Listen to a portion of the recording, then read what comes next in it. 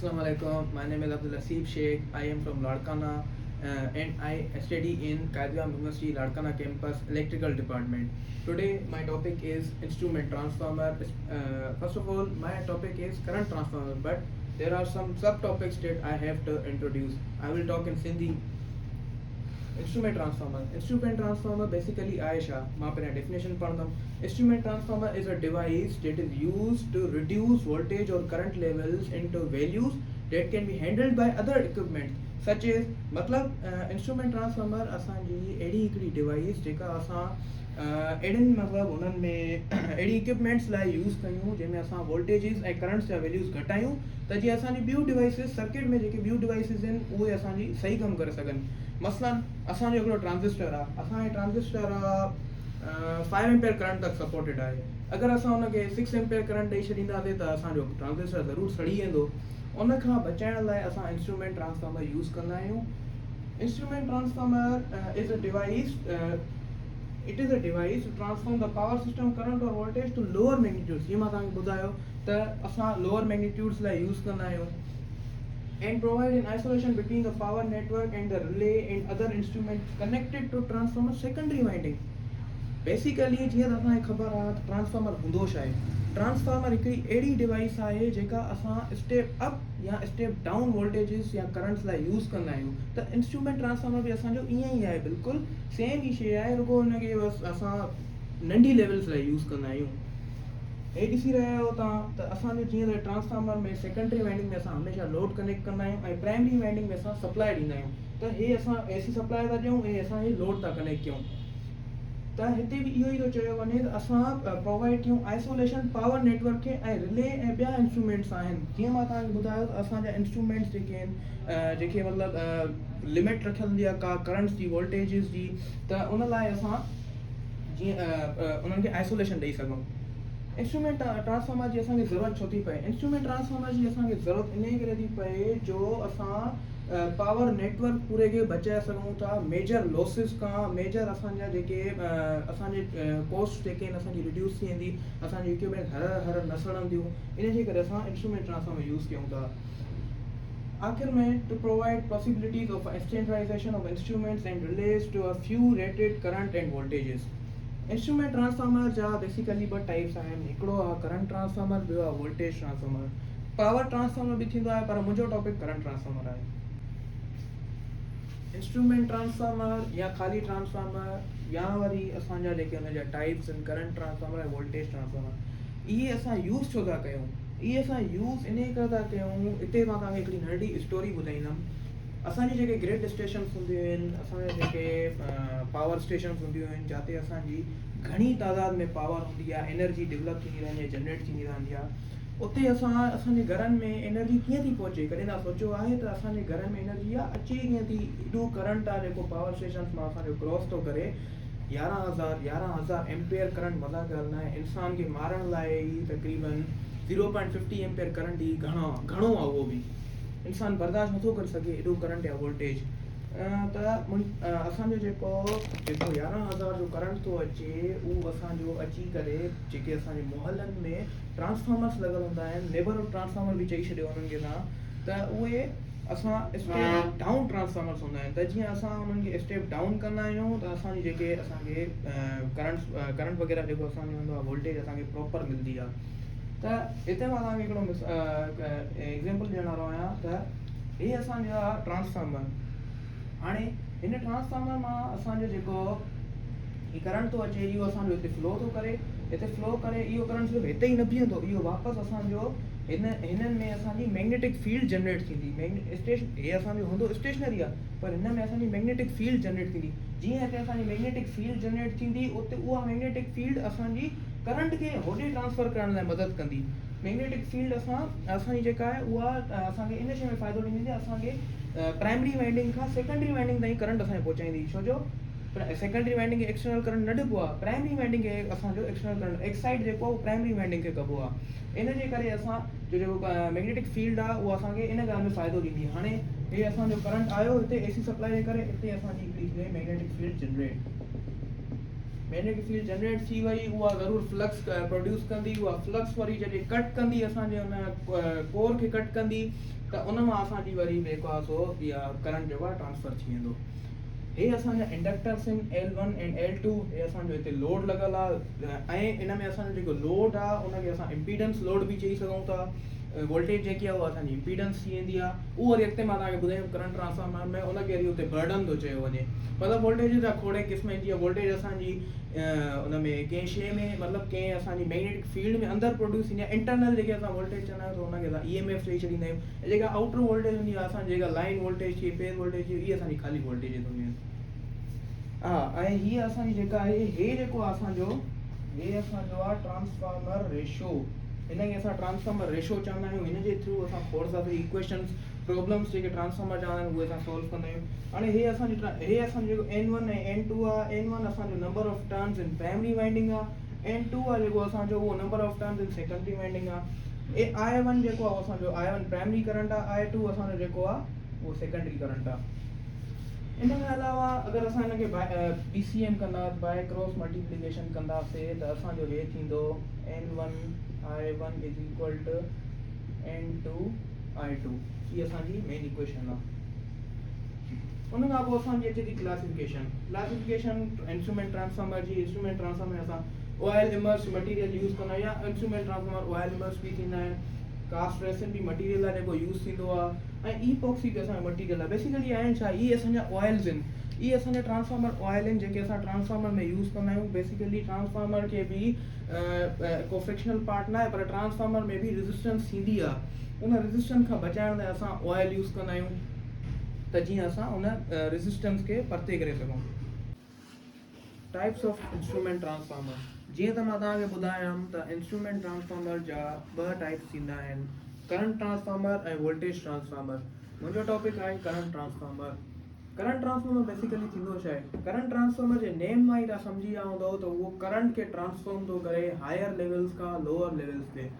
Current transformer जी definition मां तव्हांखे ॿुधायां। Current transformer is a device that is used to transform the primary current quantity value in terms of its magnitude and phase to the secondary value, and that value is substantially proportional to the primary value. मां छा चयमि, current transformer असांजी हिकिड़ी अहिड़ी device आहे जेका पंहिंजे primary value खे उन जे मैग्नीट्यूड ऐं फेज़ जे टर्म्स में सेकेंडरी वैल्यू जे सेम रखंदी आहे। जीअं मां तव्हांखे ॿुधायो त असांजी जेका मैग्नेटिक फील्ड हूंदी आहे उहा प्राइमरी करंट खे सेकेंडरी करंट ताईं पहुचाइण में मदद कंदी आहे, त करंट ट्रांसफार्मर बि थोरो अहिड़ो ई किरदारु थो इस्तेमालु करे कमु थो अचे, अहिड़े ई कमु थो अचे त असांजो प्राइमरी वैल्यू खे सेकेंडरी वैल्यू इक्वल थो रखे। हीउ जेको आहे मां हिकिड़ो नेम लिखियो आहे IEC 60044। इहो तव्हां हर ट्रांसफार्मर जी नेम प्लेट ते ॾिसी सघंदव, तव्हांखे सॼी डिटेल्स हुनजी मिली वेंदियूं। जीअं कार जी नंबर प्लेट हूंदी आहे या मैनुअल मिलंदो आहे असांखे, या वरी असांखे इंटरनेट तां डिटेल मिली वेंदी हुननि जी, ऑप्शन शीट चवंदा आहिनि हुनखे। ईअं ई असांजी हे बि हिकिड़ी ऑप्शन शीट वांगुरु मिलंदी, असांखे मैनुअल मिलंदो जंहिंमें असांखे हुनजा नेम्स वग़ैरह हूंदा। हीउ मां करंट ट्रांसफार्मर जो हिकिड़ो मॉडल ठाहियो आहे। ड्राइंग मुंहिंजी एॾी सुठी न आहे पर मॉडल ठाहियो आहे।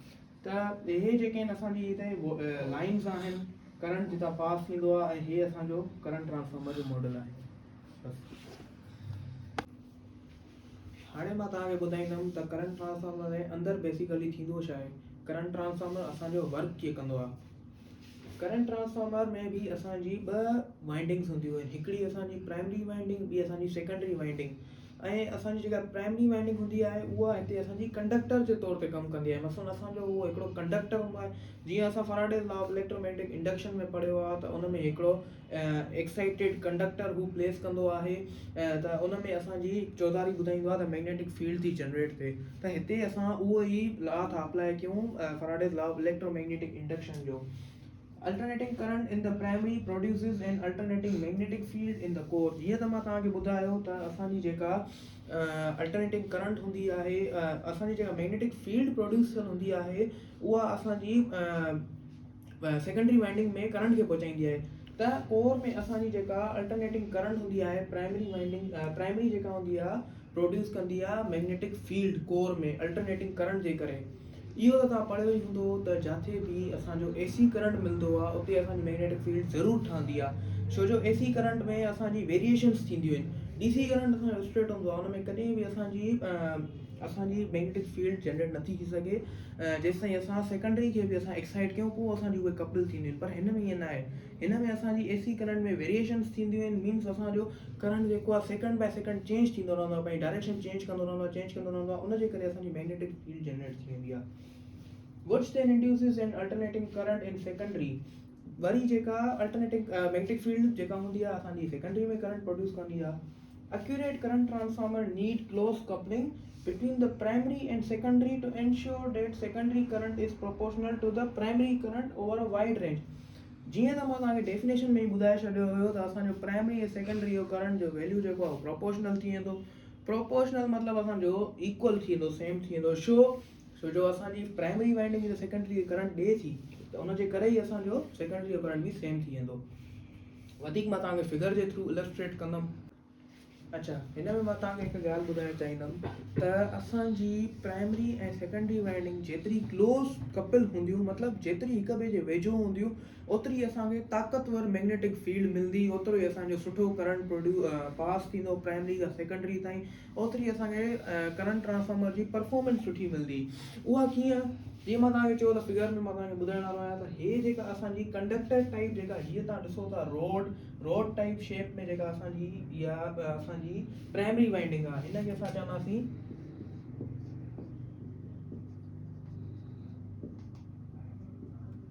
Primary winding. हीअ असांजी प्राइमरी वाइंडिंग आहे। ऐं जेके हे असांजा नंबर ऑफ टर्न्स आहिनि, हीअ असांजी सेकेंडरी वाइंडिंग। हीअ सॼी जेका आहे शेडिड करे छॾियां मां हिनखे, हीअ असांजी सॼी असांजी सेकेंडरी वाइंडिंग आहे। हिन सां असांजो लोड कनेक्टेड आहे, एमीटर। हाणे असांजी हे जेतिरी क्लोज हूंदियूं पाण में, जेतिरी हिक ॿिए सां गॾु हूंदियूं, ओतिरी असांजी करंट पास थींदी, जीअं मां तव्हांखे ॿुधायो। ऐं हिन में वरी असांजी फैराडेज मैग्नेटिक इंडक्शन जो लॉ बि अप्लाई थिए थो। हिते लिखियो आहे मां त current in secondary is the current in primary assuming a single turn primary. हाणे जीअं फिगर में तव्हां ॾिसो था टर्न्स ॾिनल आहिनि, त हिते बि इहो ई थो चए वञे त जेको प्राइमरी जो करंट हूंदो उहो ई सेकेंडरी जो करंट हूंदो, जेके असां डिवाइड कंदासीं by number of turns 1/n multiplied by i।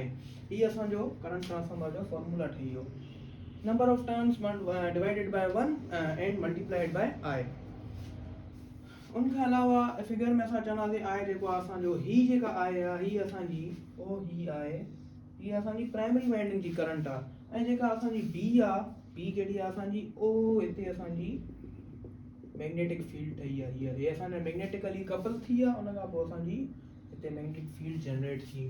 Magnetic field generate थी एन असांजी नंबर ऑफ टर्न्स आहिनि, ऐं असांजी सेकेंडरी ते नंबर ऑफ टर्न्स आहिनि, सेकेंडरी ते। ऐं ही असांजो ए जेको आहे एसी एमीटर कनेक्टेड आहे, जेको असांजो करंट मैयर कंदो।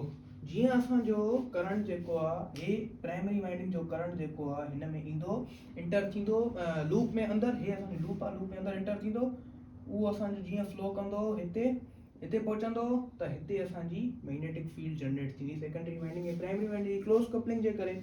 जीअं असांजी मैग्नेटिक फील्ड जनरेट थींदी, उन में असांजी मैग्नेटिक फ्लक्स बि जनरेट थींदी। मैग्नेटिक फ्लक्स जीअं जनरेट थींदी त उहा असांजी सेकेंडरी वाइंडिंग खे जे नंबर ऑफ टर्न्स खे कट कंदी त असांजे करंट जो रस्तो खुली वेंदो। करंट असांजो उते सेकेंडरी वाइंडिंग में एंटर थी वियो, उनखां पोइ एमीटर में अची वियो, असां मेयर करे सघूं था करंट। ऐं करंट असां मेयर कंदासीं हिन फॉर्मूले जे मुताबिक़। हाणे असां अचूं था ग्राफ ते। हाणे असां कुझु नी पॉइंट वोल्टेज जे ग्राफ ते ॻाल्हाईंदासीं, करंट ट्रांसफार्मर जी नी पॉइंट वोल्टेज जे ग्राफ ते ॻाल्हाईंदासीं। For voltages greater than the knee point, the magnetizing current increases considerably even for small increments in voltage across secondary terminals। चवे थो त वोल्टेज जेका आहे नी पॉइंट जी ग्रेटर देन वोल्टेज जेका असांजी greater than the knee point, मतिलबु knee point जेका असां हिकिड़ी मखसूस नी पॉइंट रखंदासीं, उन खां जेकॾहिं असांजी वोल्टेज वधी वेंदी त मैग्नेटाइजिंग करंट बि असांजो वधी वेंदो।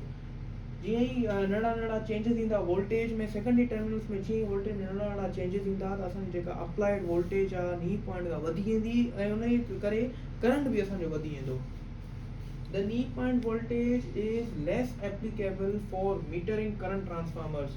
नी पॉइंट वोल्टेज जेका असां उहा मीटरिंग करंट ट्रांसफार्मर लाइ घटि यूज़ करे सघूं था, मतिलबु मीटरिंग पर्पसेस लाइ नथा यूज़ करे सघूं, मतिलबु मैयर करंट ट्रांसफार्मर जी रेटिंग खे मैयर करण लाइ घटि यूज़ करे सघूं था। is that accuracy is much higher but constrained with a very small range. इन जी वजह इहा आहे त इन जी जेका accuracy आहे उहा घणी आहे, नी पॉइंट जी वोल्टेज जी तमामु घणी आहे accuracy, ऐं इहा जेका आहे असांजी स्मॉल रेंज जे पर्पज़िस लाइ थींदी आहे, मतिलबु असांजी जेका रेंज आहे अप्लाइड नी वोल्टेज जी उहा घटि आहे। जेका असांजी करंट ट्रांसफार्मर जी रेटिंग आहे नी पॉइंट वोल्टेज ते उहा आहे 1.2 to 1.5 टाइम्स। इन में ॿी ॻाल्हि मां तव्हांखे इहा ॿुधायां त जेका असांजी मीटरिंग पर्पज़ लाइ यूज़ कंदा आहियूं, जेका असांजी प्रोटेक्शन लाइ असां जेका नी पॉइंट वोल्टेज आहे उहा असां प्रोटेक्शन जे लाइ बि यूज़ करे सघूं था, जंहिंमें असांजी जेका रेटिंग थींदी उहा 20 खां 30 टाइम्स करंट ट्रांसफार्मर जी रेटेड हूंदी। हाणे अचो त ग्राफ ॾिसो, 20 to 30 times rated in protection। हाणे अचो त असां करंट ट्रांसफार्मर जी नी पॉइंट जे ग्राफ खे ॾिसूं। हिते असांजी फाइनल वोल्टेज आहे ऐं हे असांजी नी वोल्टेज आहे। सेकेंडरी वोल्टेज खयूं आहिनि असां, हे असांजो हिते हे असांजी सेकेंडरी वोल्टेज जी लाइन आहे स्ट्रेट लाइन, ऐं ही असांजी एक्साइटिंग करंट जी लाइन आहे। हिते असांजो जेको ग्राफ ठहंदो, जीअं त असां चऊं पिया त असांजो जेको एक्साइटिंग करंट आहे उहो 10% वधणो हुयो ऐं असांजी जेका वोल्टेज हुई उहा 50% तक वधणी। त असांजो करंट हितां खां ईंदो, करंट असां वोल्टेज अप्लाई कईसीं, असांजी वोल्टेज हीअं अप्लाई थी, त उहो हीअ जेका पॉइंट आहे हीअ असांजी थी वई नी पॉइंट, हीअ असांजी पॉइंट थी वेंदी नी पॉइंट, ऐं हिन ई पॉइंट खे असां चवंदासीं नी पॉइंट वोल्टेज। मतिलबु हिते असांजो छा थियो, नी point voltage applied voltage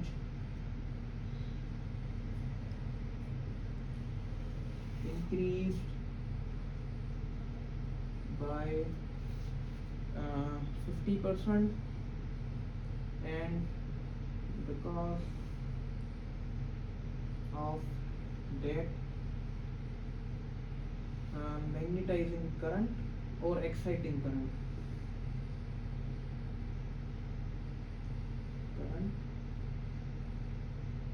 increased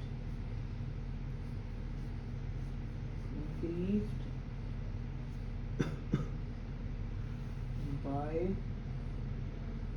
10%। ये असांजी इम्पोर्टेंट हिकिड़ी पॉइंट हुई करंट ट्रांसफार्मर जे हवाले सां नी पॉइंट वोल्टेज, जंहिंमें मां तव्हांखे वरी हिकिड़ो रिव्यू थो ॾेई छॾियां त हीअ असांजी हिन जी हिकिड़ी फाइनल वोल्टेज आहे खईं असां, ऐं हिनखे असां चऊं था नी वोल्टेज। हिन पॉइंट ते हीअ जेका असांजी पॉइंट आहे पोइ हीअ, वरी मां थोरो ग्राफ ग़लति ठाहियमि, पोइ हीअ जेका असांजी पॉइंट आहे नी पॉइंट अचे छॾी हुनजी।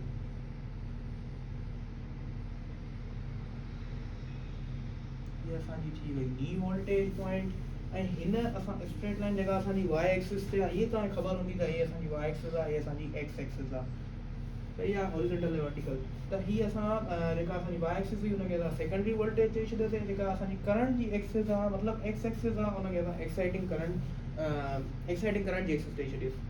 हाणे असांजो ग्राफ ईअं ठहंदो त जीअं असां करंट असां थोरी वोल्टेज अप्लाई कईसीं, वोल्टेज असांजी वधी वधी वधी वधी वधी हिते असांजी पहुती त हिते असांजी 50% तक इंक्रीज़ थी चुकी आहे। 50% तक इंक्रीज़ थी वई त इन ई 50% इंक्रीज़ जे करे असांजो जेको करंट हुयो उहो बि असांजो 10% तक वधी वियो। हाणे असां पढ़ण वारा आहियूं फेज़ शिफ्टिंग ऐं नी पॉइंट वोल्टेज। करंट ट्रांसफार्मर में फेज़ शिफ्टिंग थींदी आहे ऐं नी पॉइंट वोल्टेज असांखे मिलंदी आहे, जेके असां ग्राफ जे थ्रू बि सम्झी सघूं था। नी पॉइंट वोल्टेज मां तव्हांखे ग्राफ जे थ्रू ई सम्झाईंदुमि, ऐं फेज़ शिफ्टिंग जी मां तव्हांखे इंट्रोडक्शन ॾेई छॾींदुमि। फेज़ थींदो छा आहे, फेज़ शिफ्टिंग थींदी छा आहे? फेज़ शिफ्टिंग असां इलेक्ट्रिकल या इलेक्ट्रॉनिक्स इंजीनियरिंग में असां अहिड़ी फेज़ शिफ्टिंग असां अहिड़े टॉपिक खे चवंदा आहियूं जंहिंमें असांखे करंट ऐं जेका वोल्टेज आहे उहे कंहिं डिग्री ते, मतिलबु कंहिं डिग्री ते असांखे सेम मिलनि। मतिलबु जीअं असांजी 90 डिग्री आहे, 90 डिग्री में अगरि असांखे करंट ऐं वोल्टेज बि असांखे हिकिड़े ग्राफ में 90 डिग्री ते था मिलनि त असां चवंदासीं त उहे ॿई इन फेज़ आहिनि। पर जेकॾहिं असांखे करंट मिले थो 60 डिग्री ते ऐं असांखे वोल्टेज मिले थी 90 डिग्रीज़ ते, असांजी उहे इन फेज़ न थींदी, उहे आउट फेज़ थी वेंदी। या वरी असां ईअं चई छॾींदासीं त असांजो जेको करंट आहे ऐं वोल्टेज आहिनि उहे 0 डिग्रीज़ में आउट फेज़ आहिनि। इहा थींदी आहे असांजी फेज़ शिफ्टिंग, जेके असां पढ़ी आया आहियूं इंटरमीडिएट लेवल्स में, जेके असांजी कैपेसिटेंस जी इक्वेशन्स हुयूं, इंडक्टेंस जी इक्वेशन्स हुयूं, ऐं रेजिस्टेंस जी इक्वेशन्स हुयूं, LCR मुंहिंजे ख्याल सां हुन इक्वेशन्स खे चवंदा आहिनि, उन्हनि में असां पढ़ी आहियूं फेज़ शिफ्टिंग छा थींदी आहे।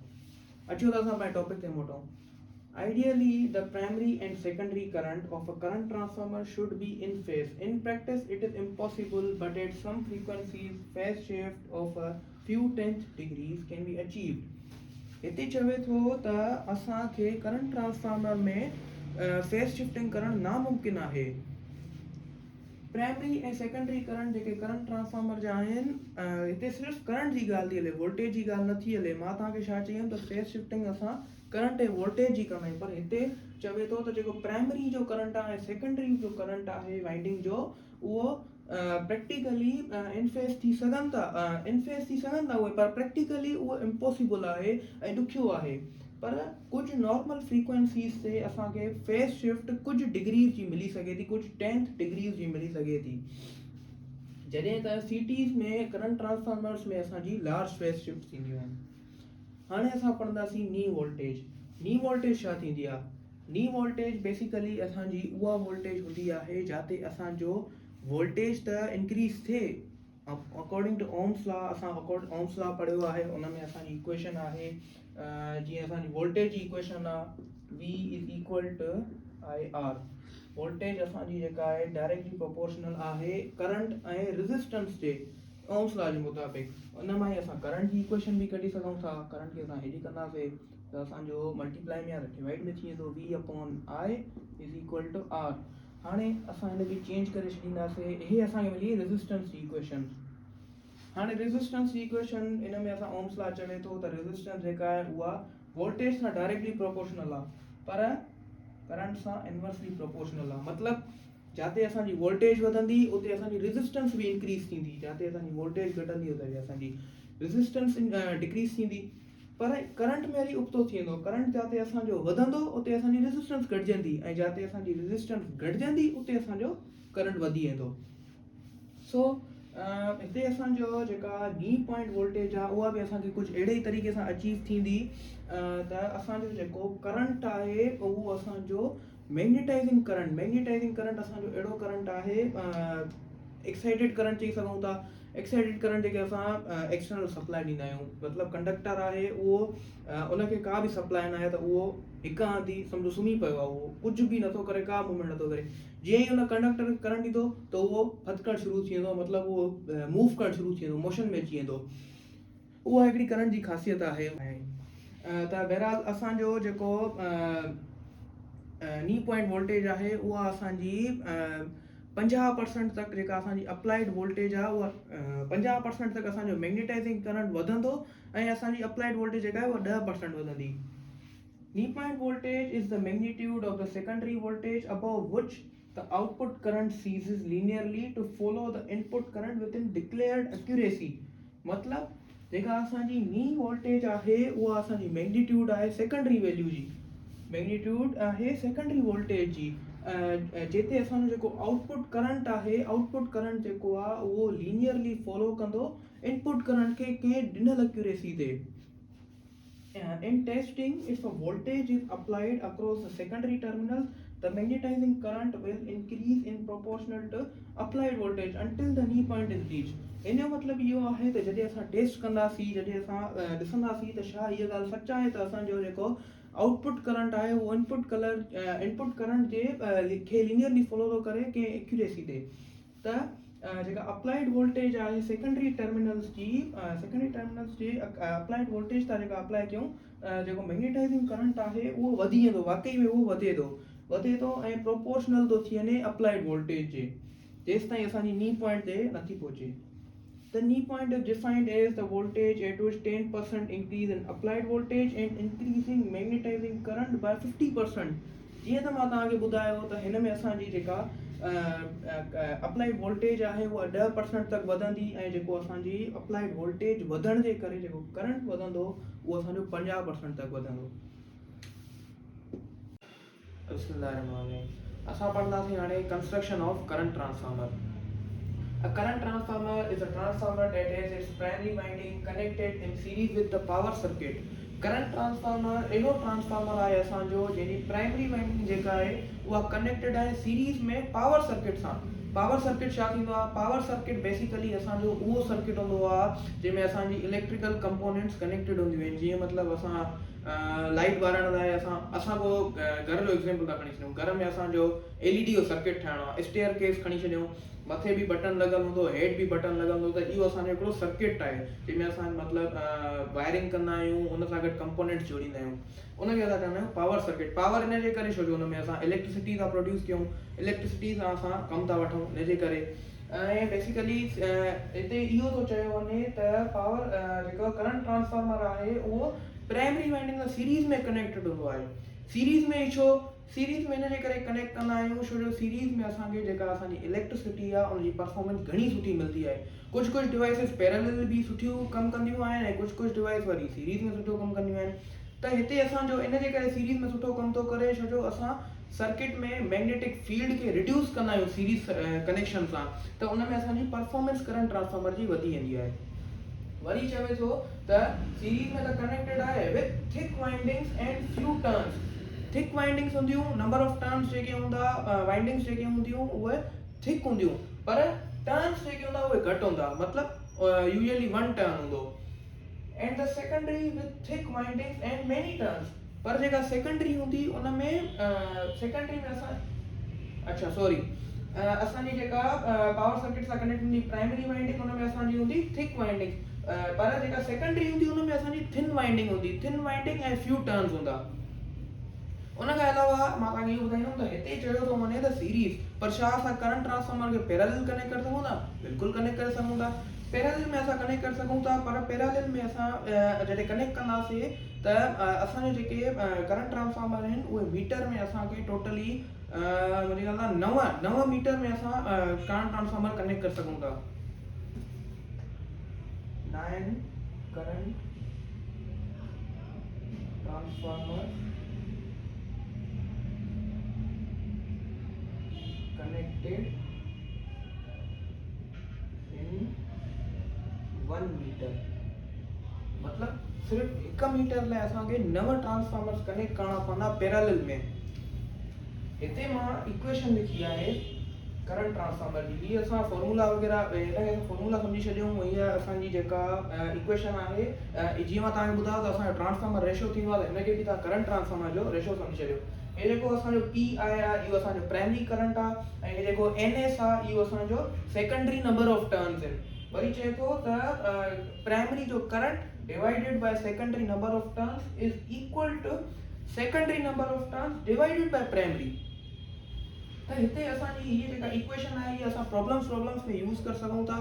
ऐं इन खां अलावा अगरि इहो ई मां तव्हांखे वरी हुन में फिगर जे थ्रू सम्झाईंदुमि, मतिलबु इक्विवेलेंट सर्किट थींदो आहे जेको असांजो करंट ट्रांसफार्मर जो, मां तव्हांखे हुन में सम्झाईंदुमि। ही आहिनि असांजा इक्विवेलेंट सर्किट करंट ट्रांसफार्मर जा। जेको असांजो मेन इक्विवेलेंट सर्किट आहे उहो ही आहे, पर उन खां पहिरियां मां तव्हांखे पंहिंजो बेसिक सर्किट जेको ठाहियो आहे उहो मां तव्हांखे सम्झाईंदुमि थोरो। बेसिकली जीअं त मां तव्हांखे ॿुधायो त असांजे करंट ट्रांसफार्मर जी 2 कॉइल्स थींदियूं आहिनि। हिकिड़ी ईंदी आहे प्राइमरी वाइंडिंग, ॿी हूंदी आहे सेकेंडरी वाइंडिंग, ऐं इहे पाण में मैग्नेटिकली कपलिंग कंदियूं आहिनि। कपलिंग जे करे असांजी जेका मैग्नेटिक फ्लक्स जनरेट थींदी आहे उहा फ्लक्स जनरेट थी करे मैग्नेटोमोटिव फोर्स उन्हनि में वरी असांजी प्रोड्यूस थी वेंदी आहे। मैग्नेटोमोटिव फोर्स छा आहे?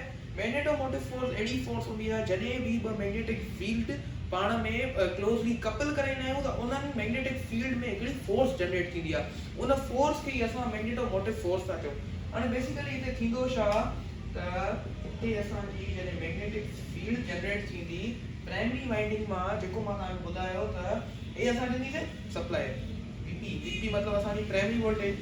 जीअं असां एसी सप्लाई हिन ॾींदीसीं त असांजो करंट प्रोड्यूस थियो, उहो असांजो वञे थो प्राइमरी करंट वञे थो असांजो फर्स्ट इंडक्टर में। इंडक्टर हूंदा आहिनि, इहे जेके असांजी कॉइल्स हूंदियूं इंडक्टर हूंदियूं आहिनि। इन इंडक्टर में वञे थो, जीअं मां तव्हांखे ॿुधायो त प्राइमरी वाइंडिंग जेका हूंदी आहे असांजी उनखे थिक वाइंडिंग हूंदी आहे ऐं फ्यू टर्न्स हूंदा आहिनि, त हे यूजुअली 1 टर्न, त हे असां 1 टर्न ॾिनोसीं, ऐं सेकेंडरी में तव्हां ॾिसी सघो था केतिरा टर्न्स आहिनि।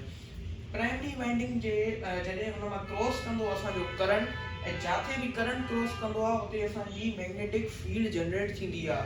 उहा मैग्नेटिक फील्ड जनरेट थी, हाणे इहो करंट सेकेंडरी में कीअं वञे, त उन सेकेंडरी में हिनखे पहुचाइण लाइ असां छा कंदासीं, जेको असांजो नेचुरल फिनोमिना आहे उन जे थ्रू असांजी जेका MMF आहे, मैग्नेटोमोटिव फोर्स, उहा असांजी प्रोड्यूस थी वेंदी। त असां हिनखे चई छॾींदासीं प्राइमरी जी मैग्नेटोमोटिव फोर्स खे असां चई छॾींदासीं MMF1।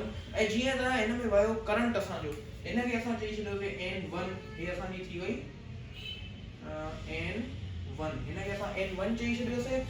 हाणे जीअं त असांजो करंट वञे थो इन में इंडक्टर में, त छा थींदो हिते असांजो IP N1 सां मल्टीप्लाई करे छॾींदासीं, त असांजी MMF1 छा निकिरी आई, MMF1 is equal to primary current N1, primary current N1 थी वई। हाणे अचूं सेकेंडरी तरह, सेकेंडरी ईअं ई असां N2 चई छॾींदासीं। हिकिड़ी मां तव्हांखे हिते ॻाल्हि ॿुधायां त प्राइमरी वाइंडिंग जे करे ई असांजी सेकेंडरी में करंट थो पहुचे, त प्रोपोर्शनल भी थी आहे, ऐं जेतिरो करंट प्राइमरी में हूंदो ओतिरो ई करंट असांजो सेकेंडरी में बि वेंदो।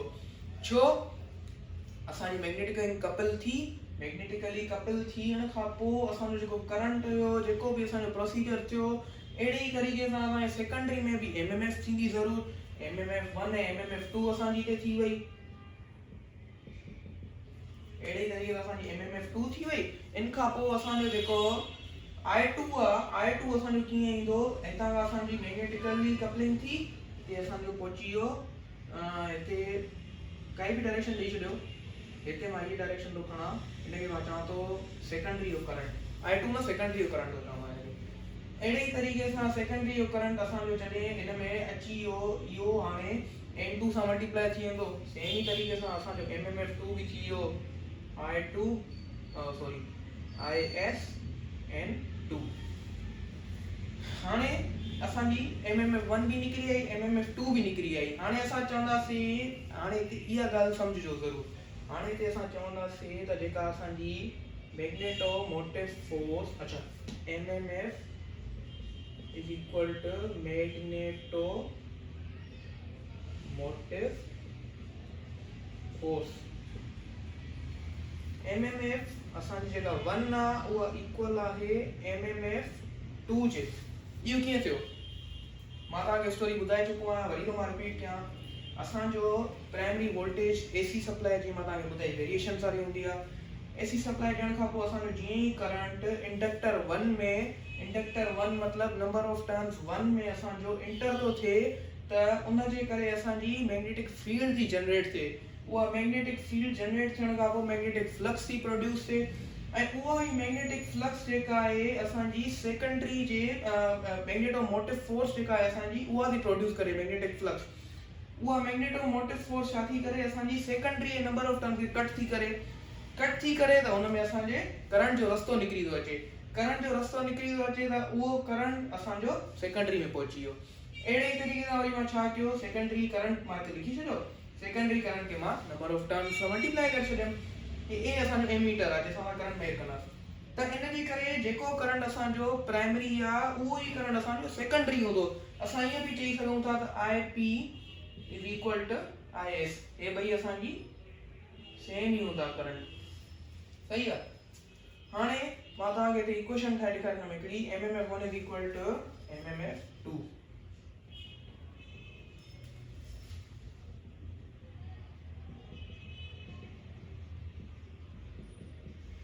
MMF1 जो वैल्यू असांजो छा हुयो, IPN1। MMF2 जो वैल्यू असांजो छा हुयो, ISN2। हाणे हिते असां वैल्यू कढंदासीं IS जो, सेकेंडरी करंट जो। प्राइमरी करंट त असांखे मिलियल आहे न, छो जो प्राइमरी करंट असांखे ख़बर आहे त असांजो प्राइमरी करंट जेको आहे उहो VPA करे जनरेट थियो आहे। सेकेंडरी करंट असांखे मालूम न आहे, त असां सेकेंडरी करंट जी इक्वेशन कढंदासीं, त IS असांजो हिते मल्टीप्लाई में आहे, हिते असां हिते करे रखियोसि, इज इक्वल टू हे असांजो थींदो IP अपॉन में N1 upon N2 into IP।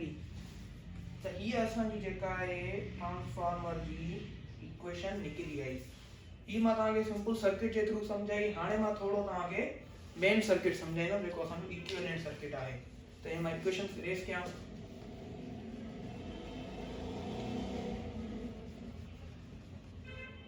असांजी कम जी इक्वेशन हो ये मां तव्हांखे समझाया।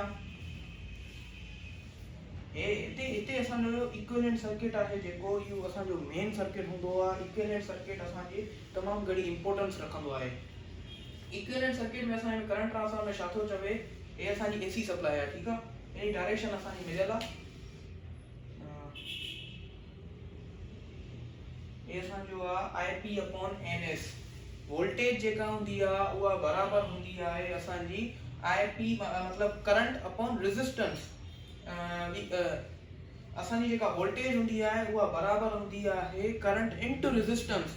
त हिते असांजो हे जेको आईपी अपॉन एनएस आहे इहो असां जेको ट्रांसफार्मर रेशो कढी आयासीं उहो लिखियो आहे असां हिते असां हिते अॻिते वधूं था जीअं ई त हिते असांखे हे मिले थो आरपी। आरपी छा आहे असांजी प्राइमरी रेजिस्टेंस ऐं हे छा आहे असांजी inductance.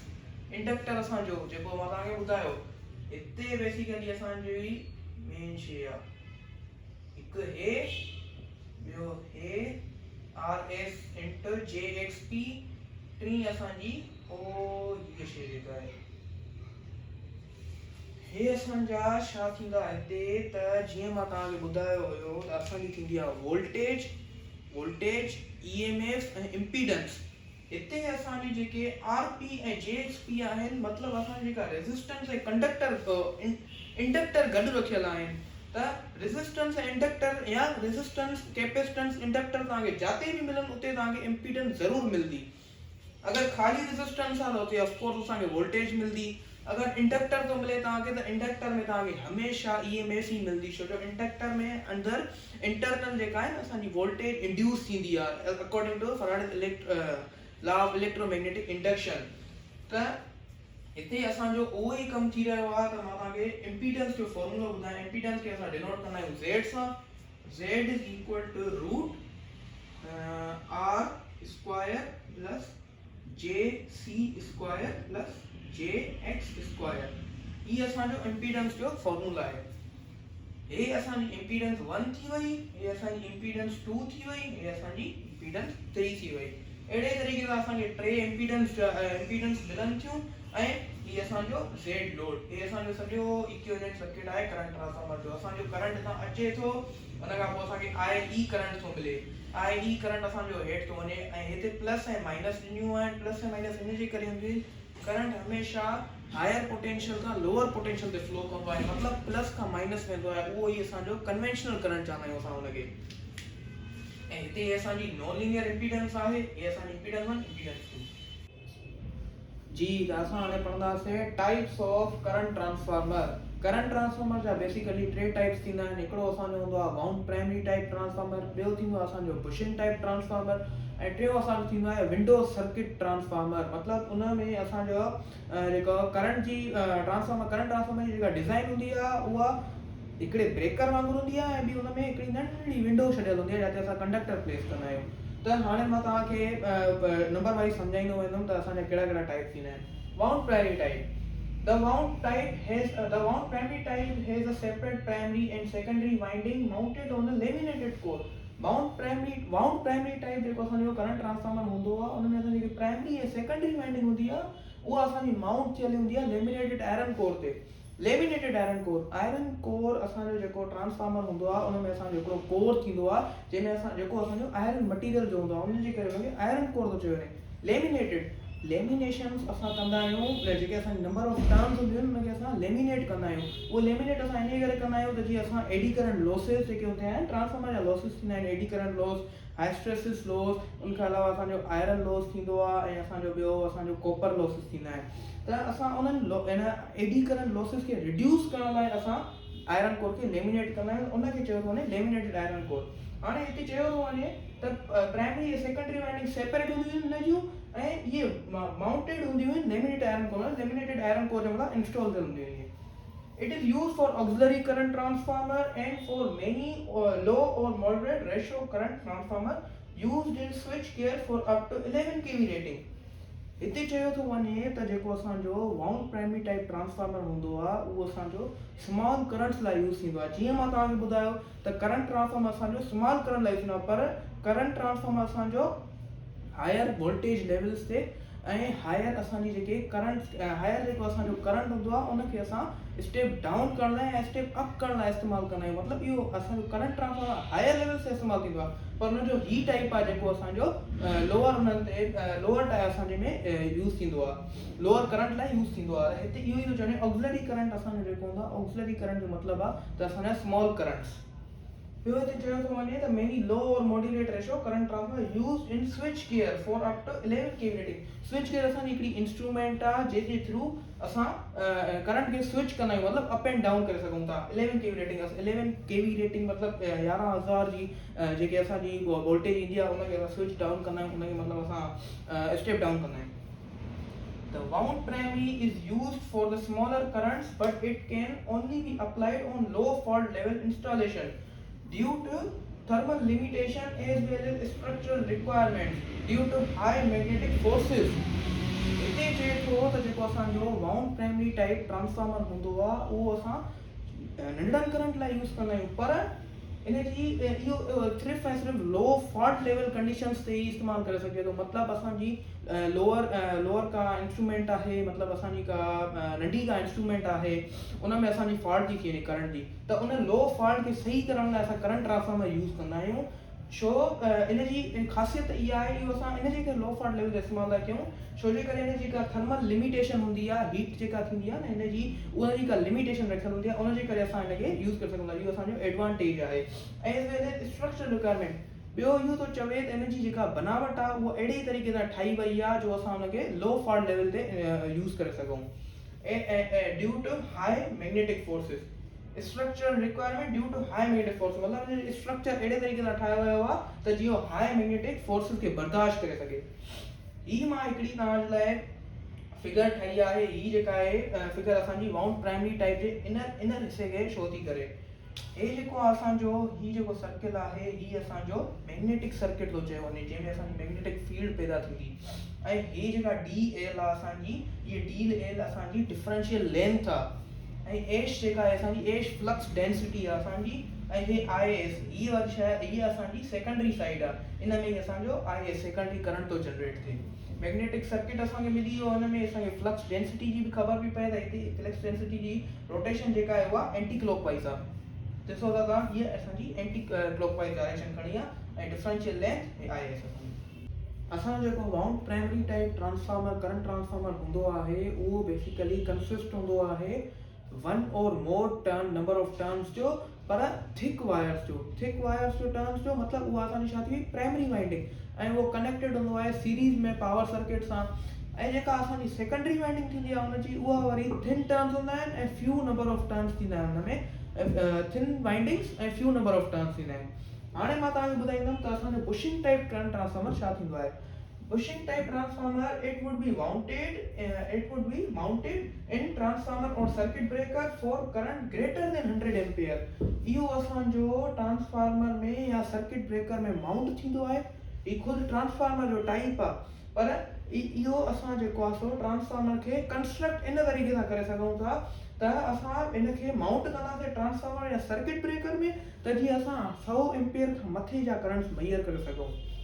This consists of a cylindrical ring core built up of thin iron laminations around the core and is wound copper wire which forms the secondary winding। चवे थो त इन में हिकिड़ी असांजी सिलेंड्रिकल रिंग हूंदी आहे।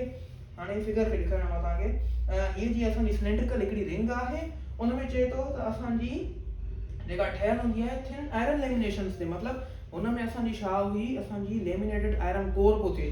हिन में असांजी जेका असांजी सिलेंड्रिकल रिंग कोर आहे उनखे हिन में बि थिन आयरन लेमिनेशंस थियूं कयूं हुन अराउंड द कोर जे चौधारी and is wound copper wire which forms the secondary winding. ऐं हिन में वरी असां सेकेंडरी वाइंडिंग खे वरी ईअं ठाहींदा आहियूं, असां कॉपर वायर खे वाउंड कंदा आहियूं उन ई प्राइमरी में, त असांजी सेकेंडरी वाइंडिंग ठही वेंदी आहे। उहो कीअं मां तव्हांखे ॿुधायां। The primary winding is formed by a bushing conductor। Primary winding चए थो असांजी बुशिंग कंडक्टर जे थ्रू ठहंदी आहे। हाणे बुशिंग कंडक्टर सां छा थींदो आहे, बुशिंग बेसिकली असांजो हिकिड़ो होलो इलेक्ट्रिकल इंसुलेटर हूंदो आहे जंहिंजे थ्रू असांजो कंडक्टर इज़ीली पास कंदो आहे असांजी जेका हे ॾिसो तव्हां हाणे तव्हां जीअं त हिते असांजो इज़ीली सिलेंड्रिकल कोर खे पास थो करे जाते असांजी सॼी फंक्शनिंग थींदी। हीअ असांजो हिकिड़ो सिलेंड्रिकल रिंग आहे ऐं हे असांजी लेमिनेशन्स थियनि आहिनि। हे जेके तव्हां लाइन्स ॾिसो था इहे असांजी थिन आयरन लेमिनेशन्स आहिनि ऐं हे जेका हीअ असांजो आहे हे कंडक्टर आहे। हे जेको तव्हां ॾिसो था न रोड टाइप इहो असांजो कंडक्टर आहे बेसिकली, इनखे असां चवंदा बुशिंग कंडक्टर। हाणे इहो बुशिंग कंडक्टर ई असांजो इहा शइ यादि रखिजो, बुशिंग कंडक्टर ई असांजो प्राइमरी वाइंडिंग जे तौर ते कमु कंदो ऐं ही जेका असांजी इंसुलेशन्स आहिनि, ही जेका असांजी लाइन्स तव्हां ॾिसो था लेमिनेशन्स आहिनि, इहे असांजी सेकेंडरी वाइंडिंग थी वेंदियूं। इहो असांजो जेका क्रॉस था करायूं जॾहिं असां हिन रोड खे प्राइमरी वाइंडिंग खे क्रॉस था करायूं त उहा ई असांजी मैग्नेटिक फील्ड जनरेट करे असांजी सॼी हुनजी जेका प्रोसेस आहे करंट जॾहिं इंटर थींदो मैग्नेटिक फील्ड जनरेट थींदी, उहा सॼी प्रोसेस असांजी हिन कंडक्टर जे करे थींदी ऐं असां हिन कंडक्टर खे ई एक्साइट कंदा आहियूं।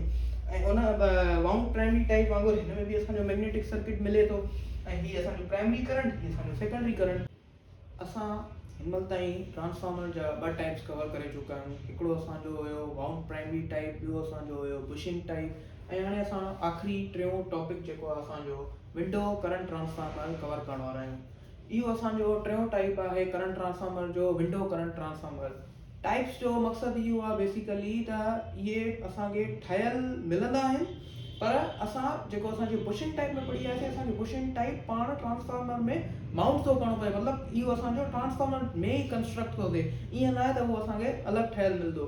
सो विंडो करंट ट्रांसफार्मर बेसिकली कुझु अहिड़ो ई रोल थो पंहिंजो ॾेखारे। इन में असां छा कंदासीं, अगरि असां बुशिंग टाइप खे असां अगरि कंहिं हुन में करंट ट्रांसफार्मर में इस्तेमालु कंदासीं त उहो असांजो विंडो करंट ट्रांसफार्मर थी वेंदो। उहो कीअं अचो त हाणे डेफिनेशन पढ़ूं। If we enclose the current transformer in bushing type, जी मां तव्हांखे ॿुधायो, in a molded case we obtain another type of current transformer called the window type। अगरि असां कंहिं मोल्डेड केस में, मोल्डेड केस बेसिकली असांजो हिकिड़ो इंसुलेटर हूंदो आहे, जीअं त असांजो सर्किट ब्रेकर, असां सर्किट ब्रेकर इंसुलेटर न सर्किट ब्रेकर में असांजी ॿाहिरां बॉडी जेका हूंदी आहे उहा इंसुलेटेड हूंदी आहे। तव्हांखे ख़बर हूंदी सर्किट ब्रेकर हर कंहिंजे घर में मौजूदु हूंदो आहे, तव्हां बि ॾिठो हूंदो। सर्किट ब्रेकर जी पंहिंजी जेका बॉडी हूंदी आहे उहा असांजी इंसुलेटेड हूंदी आहे सॼी। त सर्किट ब्रेकर में अगरि असां इन बुशिंग टाइप खे प्लेस कंदासीं त उहो असांजो विंडो करंट ट्रांसफार्मर थी वेंदो। Through the core and secondary winding there is an insulated hole through which the user can place his own conductor.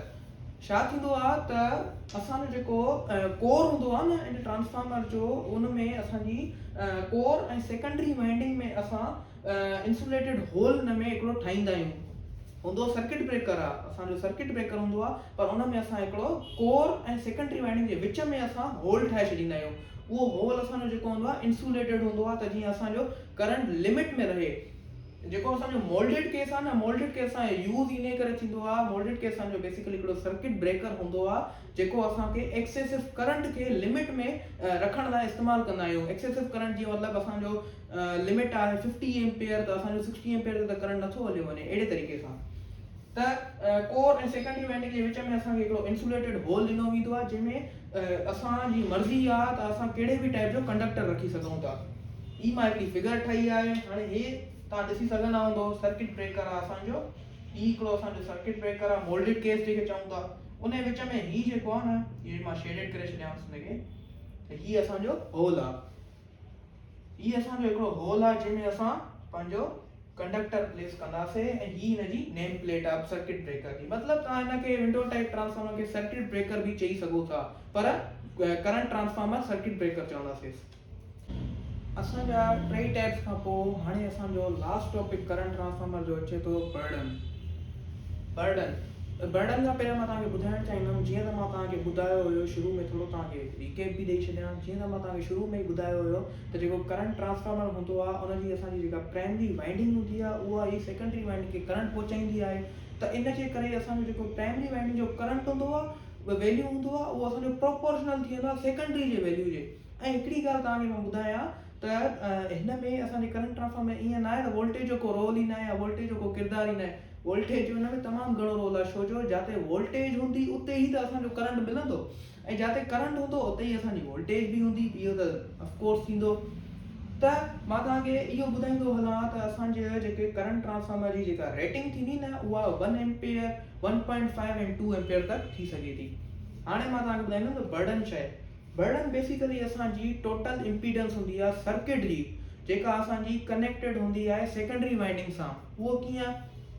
Total impedance जीअं मां तव्हांखे पहिरें इक्विवेलेंट सर्किट में ॿुधायमि त असांजी जेके रेज़िस्टर हुयो हिकिड़ो, ॿियो असांजी इंडक्टर हुयो, त रेज़िस्टर ऐं इंडक्टर ज़रूरु इम्पीडेंस ई ठाहींदा, त अहिड़े तरीक़े सां असांजा रेज़िस्टर ऐं जिते इहे इंडक्टर कनेक्टेड हूंदा त उते असांजी इम्पीडेंस मिलंदी, ऐं इनखे ई इन ई थ्रू असां इम्पीडेंस फाइंड कंदा त असांखे पंहिंजी बर्डन मिली वेंदी। मां तव्हांखे डेफिनेशन लिखी छॾियां हिते। बर्डन असांजी ओम्स में मैयर थींदी आहे। ओम्स में कीअं मैयर थींदी आहे? इंटरमीडिएट लेवल ते तव्हां इहो पढ़ी आया हूंदो त जॾहिं असां LCR इक्वेशन्स में LCR इक्वेशन्स में असां इम्पीडेंस खे जॾहिं इंट्रोड्यूस कराईंदा आहियूं त इम्पीडेंस लाइ असां जेको वैल्यू खणंदा आहियूं उहो बि असां असांजो जेको इम्पीडेंस खे इंट्रोड्यूस कराईंदा आहियूं त असां जॾहिं इंडक्टर जी जेका असांजी वैल्यू मिलंदी आहे न उहा बि असांजी ओम्स में मिलंदी आहे, ऐं कैपेसिटर जी वैल्यू बि असांजी ओम्स में मिलंदी आहे, ऐं रेजिस्टेंस जी वैल्यू बि असांजी ओम्स में मिलंदी आहे। त हे बि कुझु अहिड़े तरीक़े सां असांजी ओम्स में थी मैयर थिए, छो जो इम्पीडेंस असांजी कनेक्ट थी थिए, त इनजे करे असां इनखे ओम्स में था मैयर कयूं। हाणे मां तव्हांखे हिकिड़ो एग्जाम्पल बि ॾींदुमि। एग्जाम्पल में मां छा कंदुमि? एग्जाम्पल में मां खणंदुमि पावर जो फॉर्मूला। पावर जो फॉर्मूला असांजो छा थींदो आहे? P = I²R। त उन फॉर्मूले जे मुताबिक़ असां बर्डन फाइंड कंदासीं।